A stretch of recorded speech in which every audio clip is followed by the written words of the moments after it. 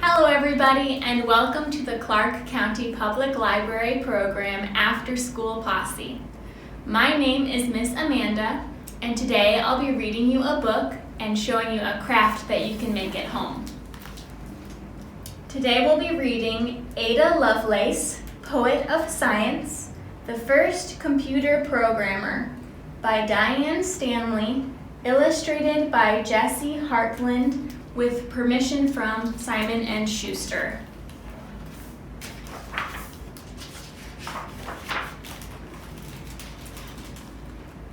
Long, long ago, on a cold winter day, a lonely little girl walked from room to room in a big, old, dark country house. Her name was Ada Byron, and she was looking for something to do.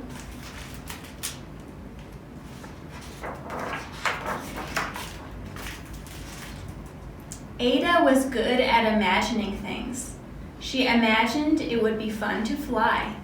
Then she went about it in a scientific way. First, she studied the flight and the anatomy of birds. She decided her wings would be like theirs, only larger, in proportion to her size. She would build the frames out of sturdy wire so her wings would be strong. Then cover the frames with oil-rubbed silk so they would also be light. Finally, she designed a harness to attach the wings to her back.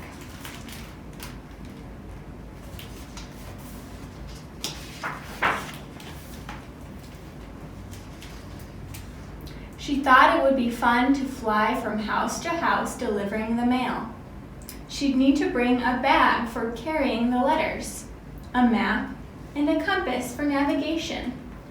She decided to write a book about her flying project, illustrated with pictures and diagrams. She would call it Flyology. And when she had finished that, Ada had a plan to build a steam-powered flying horse.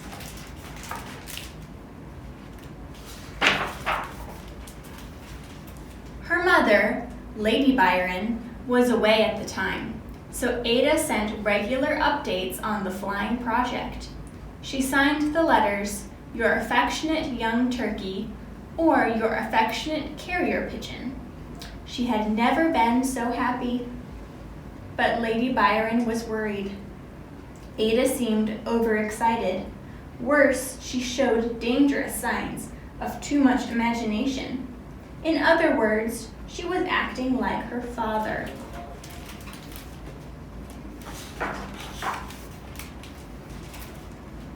Ada's parents were as different as chalk and cheese. Her father, the famous poet Lord Byron, was a worldwide celebrity, the rock star of his time. Her mother, Lady Byron, was interested in math and science. She was rational, respectable, and strict. The marriage only lasted a year.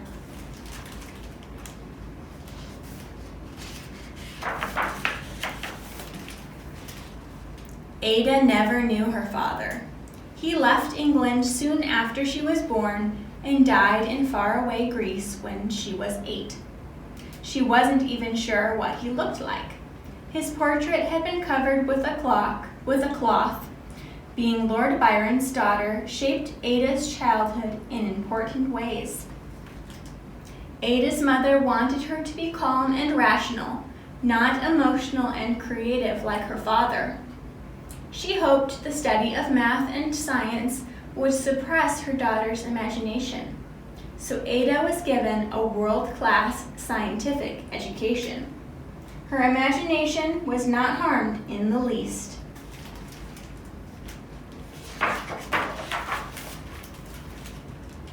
Ada loved machines.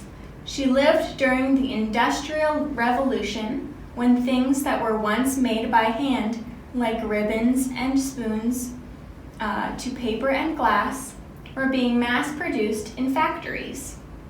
When Lady Byron suggested a trip to see the new factories, Ada was thrilled to go. Everything they saw was interesting, but by far the best was the mechanical loom designed by a Frenchman, Joseph Marie Jacquard. It could automatically weave cloth in any design you could imagine, from a simple plaid to fancy brocade to actual pictures of people, trees, and animals.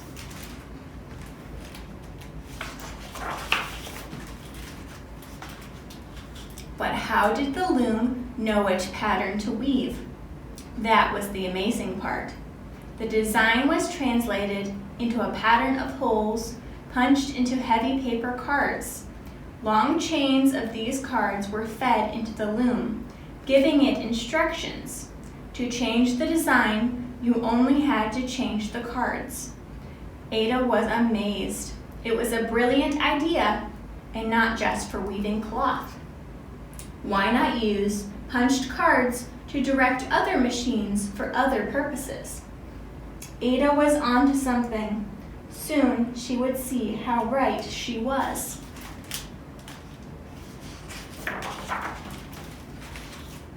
At 17, Ada's quiet childhood came to an end. Her mother took her to London for the summer social season, a round of teas, dinners, and dances. Ada was dazzled by the gilded ballrooms and the beautiful ladies in their gleaming satin gowns. Everyone wanted to meet Ada because she was Lord Byron's daughter.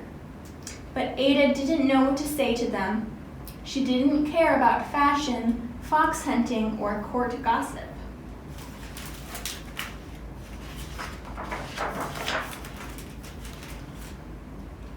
Then she went to one of the weekly park gatherings at the home of Charles Babbage, the great mathematician and inventor.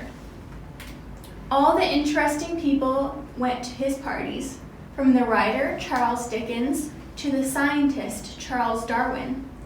As Ada moved through the crowd from one amazing conversation to another, she grew almost dizzy with excitement.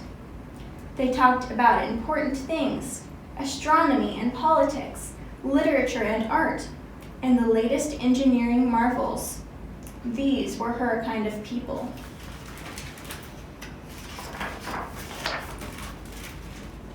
A few days later, Ada went to see a working portion of Babbage's new invention, a calculating machine called the difference engine.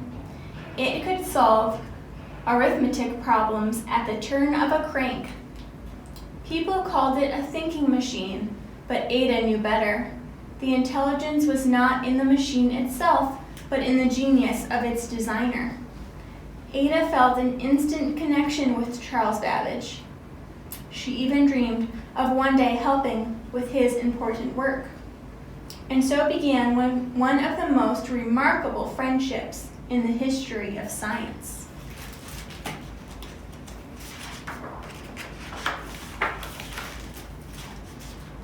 But Lady Byron had other plans for her daughter. Ada didn't need a profession. What she needed was a husband.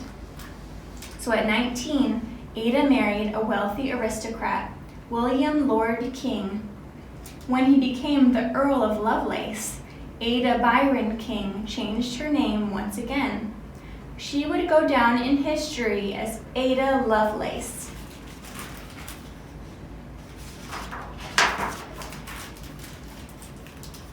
By the time she was 24, Ada had 2 children running wild in the nursery and one still crying in his cradle.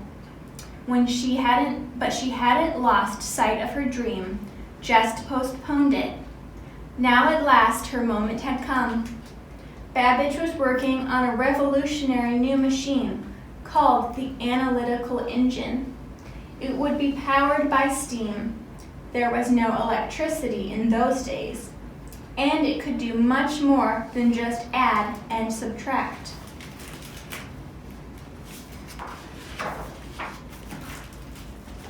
The Analytical Engine could run any kind of mathematical calculation, then store the results for later use.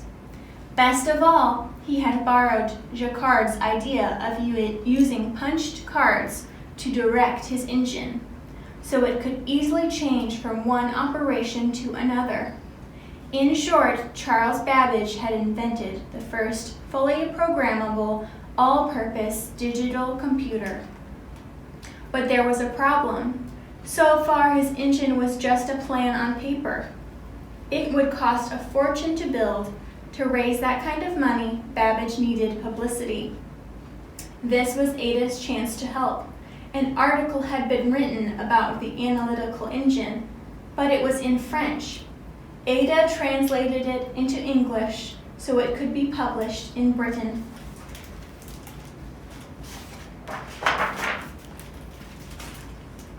Then Babbage asked her to add some footnotes at the end, explaining what an all-purpose computing machine could do.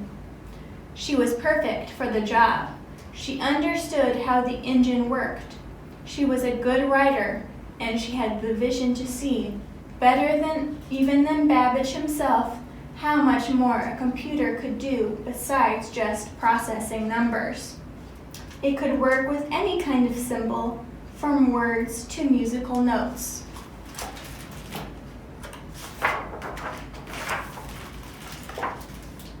Ada imagined the Analytical Engine writing text, composing music, reproducing images, even playing games like checkers or chess.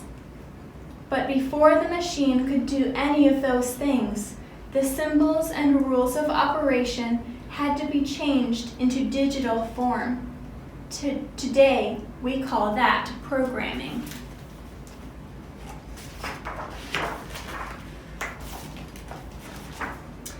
Ada needed to explain to her readers exactly how that could be done. As an example to work with, she and Babbage chose an extremely complicated series of calculations called the numbers of Bernoulli. And then Ada showed step by tiny step how they could be coded for the machine. Finally, after 9 months of meticulous work, Sketch of the Analytical Engine invented by Charles Babbage was published. Ada's notes by the translator were almost 3 times as long as the original article, and far more important. Yet she wasn't credited by name, only in the initials AAL. She was afraid her work wouldn't be taken seriously if people knew it was written by a woman.